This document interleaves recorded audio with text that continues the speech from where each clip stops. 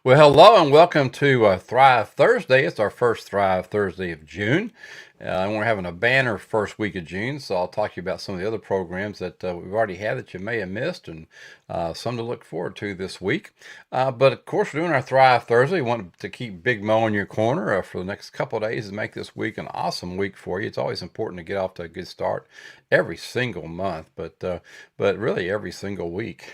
We're going to talk today about excuses, a cure for sadness, and how beautiful people are made. I'm sure you've been wondering that, so I'll get to it. I'm going to go ahead and move things around here. I'm going to take the ticker off first of all because that kind of can get kind of aggressive for you there when you're trying to look at it. And let's just pop up and get rolling for you. Made it a little bit bigger there for you. All right, well, let's look at the three ideas for today. First of all, saying no saves you time in the future.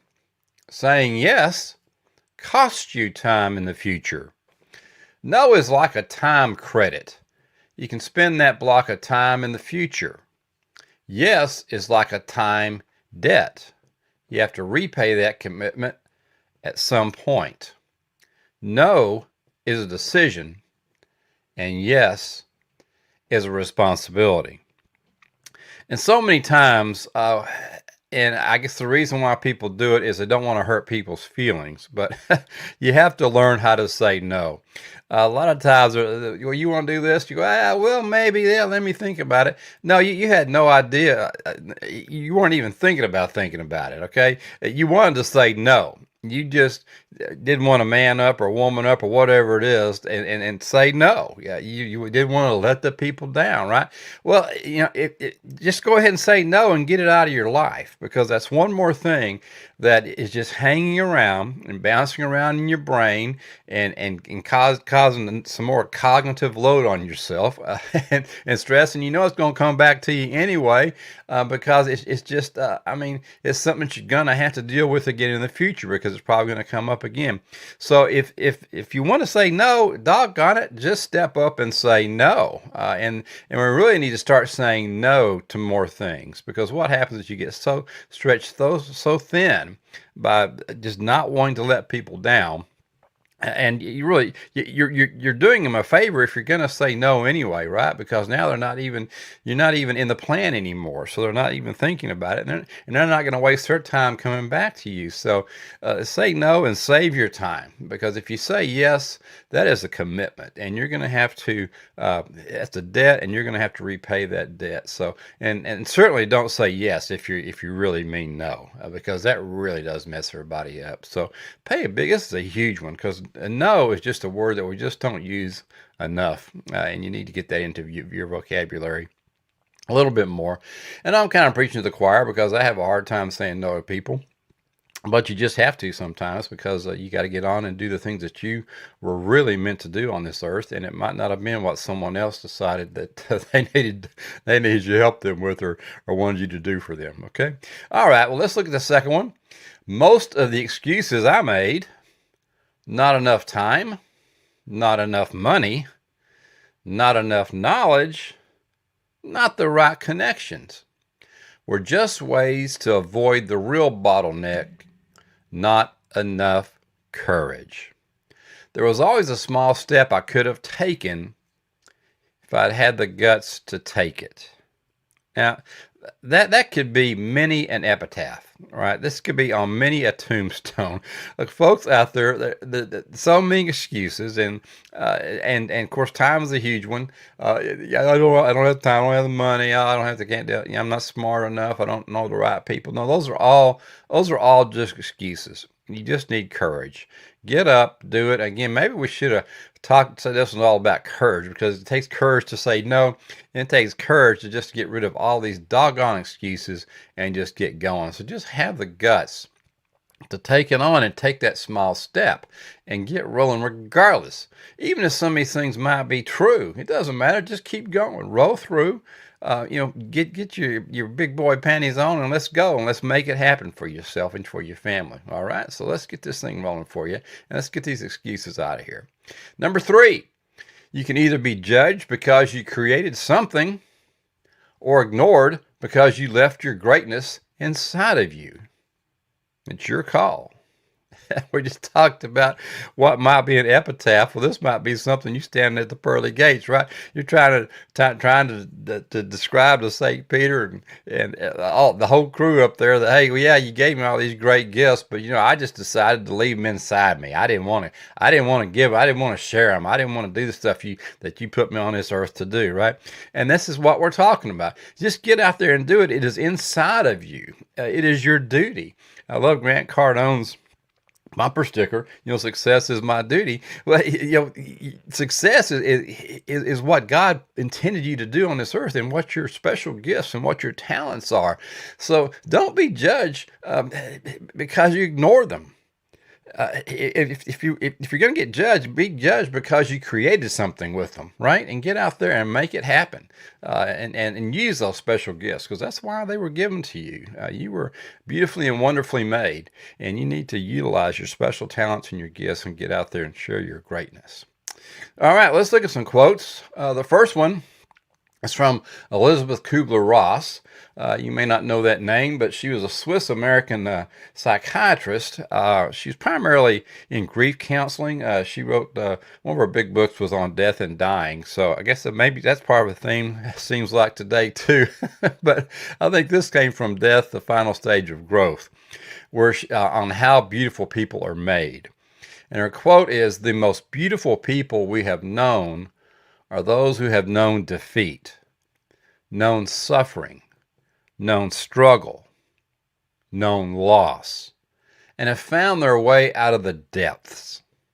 These persons have an appreciation, a sensitivity, and an understanding of life that fills them with compassion, gentleness, and a deep, loving concern. Beautiful people do not just happen." And I tell you what, I see that every week here at A to B for me. People that are struggling, had struggled with certain things, and they've come around and they've achieved greatness even despite of these things, so they can appreciate and they're sensitive to the needs of others and willing to help other people. And that is really what we're trying to do at A to B for me, is share what you have, share those gifts and those talents one more time, and get out there, because if you've known suffering, if you've known struggle, if you've known loss, don't have a pity party over that. Those were sent to you, those were put into your life so that you could conquer those, you could grow stronger, and you could help other people conquer those and grow stronger. So take those, the suffering, take the defeats, take the struggles, take the losses, and use those as ammunition, as an archive of your knowledge, and get out there and use that and share that, because now you can have true empathy because you have appreciation, sensitivity, and understanding of what folks are going to. So let that be part of your fuel and your fire as you go out, and be one of those beautiful people. All right, let's go down here to T.H. White. I don't know if you know T.H. White. He was really big into the Arthurian novels, and I'm a big King Arthur fan, if you guys ever been around me much. But he had one on learning as a cure for sadness.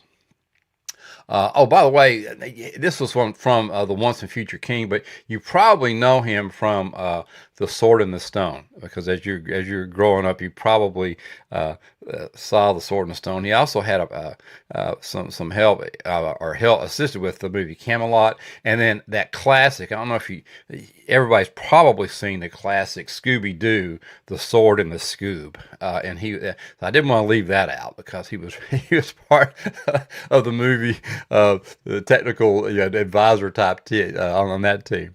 But anyway, he says the best thing for being sad is to learn something.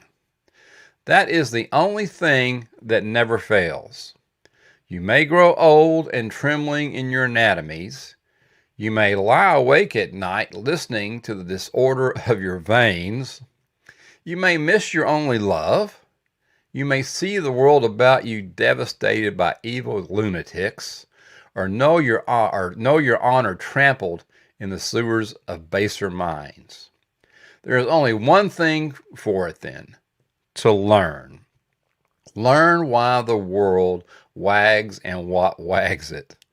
That is the only thing which the mind can never exhaust, never alienate, never be tortured by, never fear or distrust, and never dream of regretting. Wow. There we go. Learning. What we talk about here at A to B for me, it's not about reading.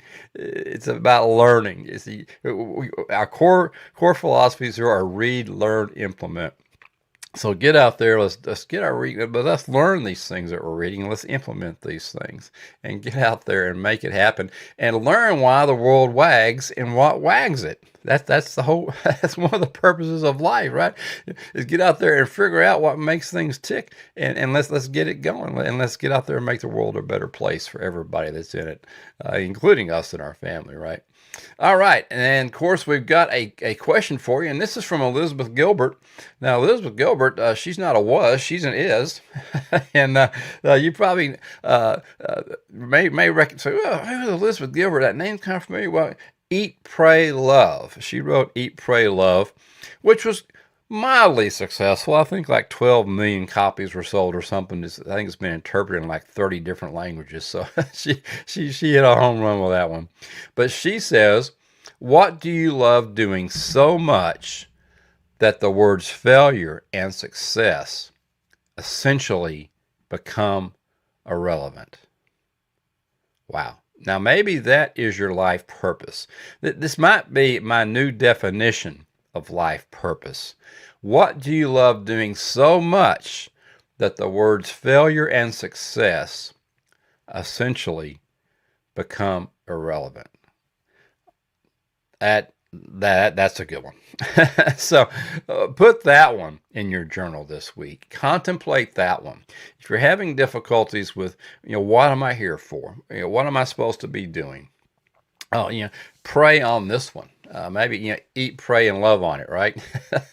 But find out this week, what do you love doing so much that the words failure and success essentially become irrelevant? And I tell you what, you might just hit on your life purpose and help you get to your destiny and figure out your core values. All righty. Well, there we are for today. It was a good one this Thursday for sure. I'm going to hop back in here and talk to you for just a little bit because I've got oh, no, I'm not going to remove me. Hold on, just there we go. Going to add me back. You wouldn't want me to remove me. But I do. I want to wish you a great week, and I want you to be looking out for a special announcement that I've got coming this week on one of my favorite charitable opportunities for you every year called Camp Open Arms. I'm going to be doing a special live on that, probably several of them. It's coming up in July. But as you know, at A to B for me, we donate a portion of everything that we bring in to several different charities, and one of my favorites is Camp Open Arms. It's just a local charity where we send kids to camp. So I'll be putting that out for you. So be looking for that, and hopefully you can be in a position where you can help assist with that and help us reach our goal. But otherwise, go back if you didn't hit yesterday. On Wham Wednesday, go back because we're starting a four-part series yesterday on self-mastery. And we're going to have part 2 on Friday, Finish Strong Friday, and then we're going to wrap up part 3 on next Wednesday in our Wham, and then on next Friday, Finish Strong Friday, we're going to wrap the whole series up. So it's really a half day, maybe sometimes even 3/4 or a full day, depending on the group. But I've broken it down into 4 parts. So that you'll have time to reflect on it and execute some things in there for you. So you have plenty of time to do that. But go back, if you didn't catch yesterday, go back and catch it so you get caught up. And then Friday, be sure and join us for Finish Strong Friday as we continue that series. Well, all right. Well, that's it for today. Have a wonderful Thursday and get out there and thrive, right? And as always, keep moving in the direction